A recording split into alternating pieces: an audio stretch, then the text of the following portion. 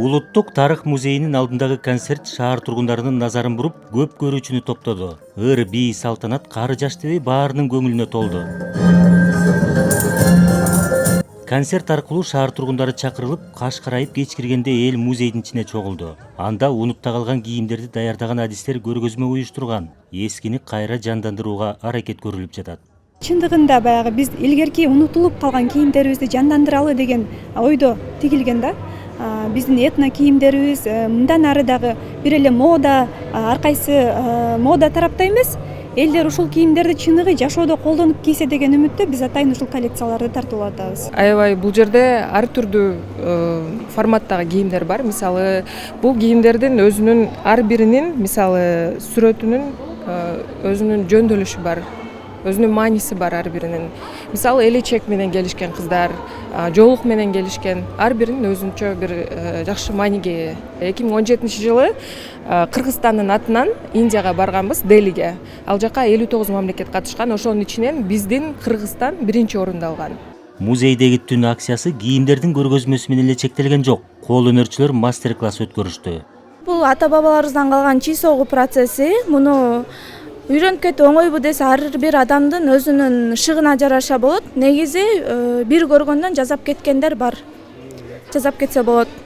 Азыркы учурда бул чий согууну кайра жаңы нерсеге алып келип атабыз. Үй интерьерине колдонсо болот, картина кылып. 8-9 мастер-класс өтүп атабыз. Азыр эми бизде эмне көп, өнөр көп, бирок деген өнөрдүн баары унутулуп калганда, ошонун баарын кайра кайталап, биз ошол кыргыз элине кенен-кесир тааныштырыш үчүн ошонун баардыгын жаңы түрүн дагы, эски түрүн дагы бүт баарын кайра кайталап, ошону мына келечек муундагы жаштарга ушул музей, түнкү музейдин көргөзмөсүнөн пайдаланып, ошол элдерге тааныштырып кетели деген максатта. Өзүм эле үйрөнүп отура бербестен, ошо биздин келечек муундарга көп нерсени үйрөтүп калтырууда. Каада салт оюндарда келген элдин көңүлүн көтөрдү. Азыр топтош ойношпойт, көбүнчөсү эле телефондо, чүкө ойношпойт. Буларга аябай жаңылык болуп атат да, кызыгуу менен ойноп отурушат. Кол өнөрчүлүк боюнча болсо жакшы мастер-класстар болуп атат тигил жакта.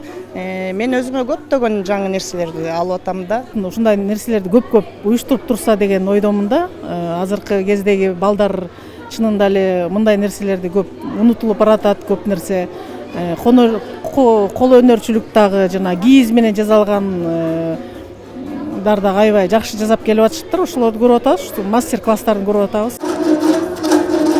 Музейдеги түн акциясы Бишкекте гана эмес, өлкөнүн баардык тубандарында өттү. Уюштуруучулар ага 1000 адам катышты деп кабарлады. Калыгул Асанбаев, Темирлан Мусаев, Ала Тоо 24.